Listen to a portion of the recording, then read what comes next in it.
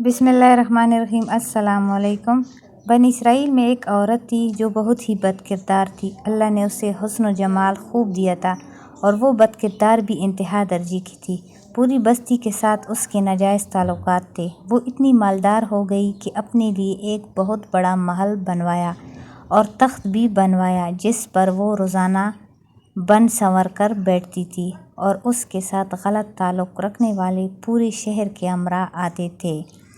اس عورت کی زندگی ایسی ہی گزر رہی تھی کہ ایک مرتبہ کیا ہوا کہ وہ اپنے گھر کا دروازہ کھول کر تخت پر بیٹھی تھی کہ قریب کسی اور بستی کا نوجوان جو کہ بہت ہی نیک اور عبادت گزار تھا، وہ ادھر سے گزرا، اور گزرتے ہوئے جو اچانک اس کی نظر اٹھی اور اس عورت پر جا پڑی، اور اس عورت کی ایسی تصویر اس کے دل میں چھپی کہ وہ آگے تو چلا گیا مگر اس کا دھیان ادھر ہی بھٹک گیا۔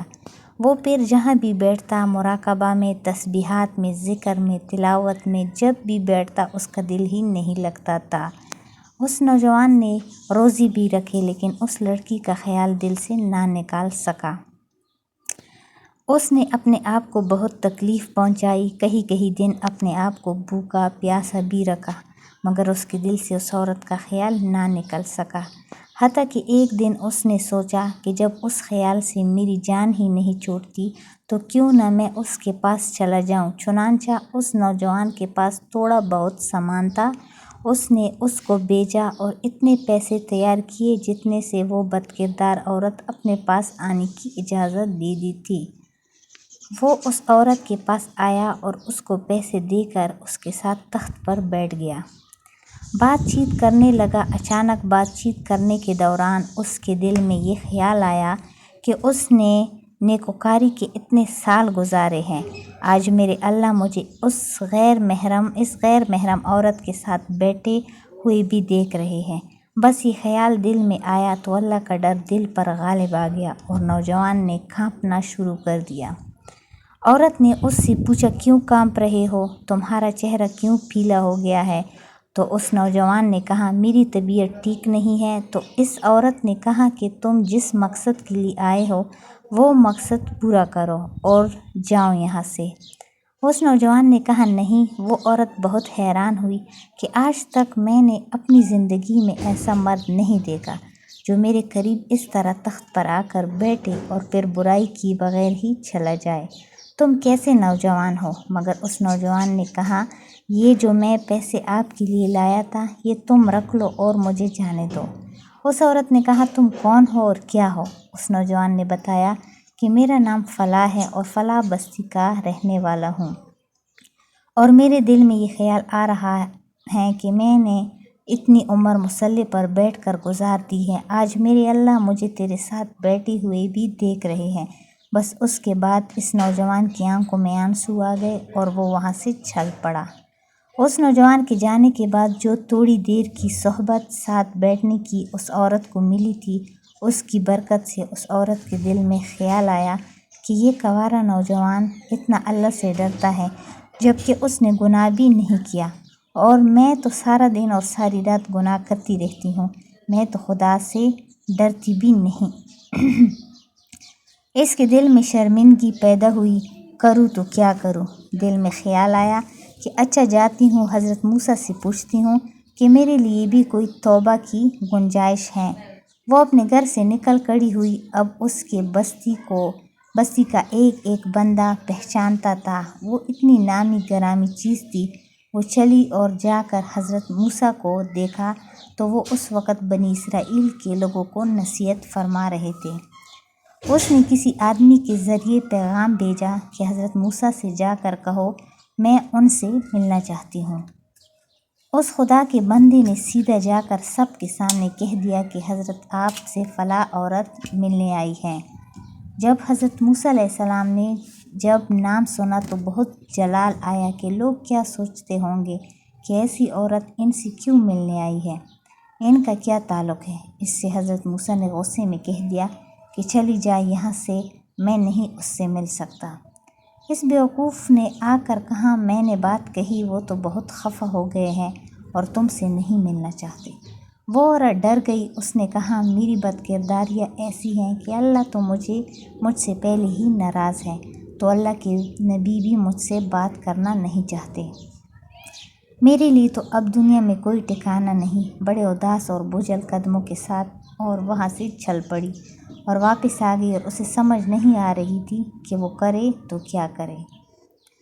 اب وہ حیران تھی کہ اللہ کے نبی نے بھی مجھ سے بات کرنا گوارا نہیں کیا۔ میں اتنی گری ہوئی چیز تو ہوں، وہ بات کرنا بھی نہیں چاہتے۔ چنانچہ وہ گھر آئی اور گھر کی کنڈی لگائی۔ اس نے اپنے کسی بڑے سے سنا ہوا تھا کہ بندہ جب اپنے رب کو منانا چاہے تو اس کو چاہیے کہ وہ اس کے سامنے سجدہ کرے۔ چنانچہ اس کو کوئی اور طریقہ سمجھ نہیں آ رہا تھا۔ گھر کی کنڈی لگا کر ایک جگہ اس نے مصلی بچھایا اور اللہ کے سامنے سجدہ کیا۔ اسے پوری دنیا میں کوئی اور نجات کا راستہ نظر نہیں آ رہا تھا۔ پھر اللہ کی شان دیکھیے، اس نے ساری رات عبادت میں گزاری۔ اگلے دن اس کے دل میں خیال آیا کہ میں عورت ذات ہوں، اکیلی اس مکان میں نہیں رہ سکتی۔ ایک میری خادمہ ہے، تو میں اگر نیت بھی کر لوں تو جتنے لوگوں نے میرے ساتھ بدکرداریاں کی ہیں وہ مجھے یہاں نہیں رہنے دیں گے، تو بہتر یہ ہے کہ میں اس جگہ کو چھوڑ کر چلی جاؤں۔ اس عورت نے فیصلہ کر لیا کہ میں یہاں سے چلی جاتی ہوں۔ اس نے اپنے آپ کو ایک سادہ کپڑے میں لپیٹا کہ کوئی کپڑوں اور حسن و جمال کو نہ دیکھ سکے کہ یہ کون جا رہی ہے۔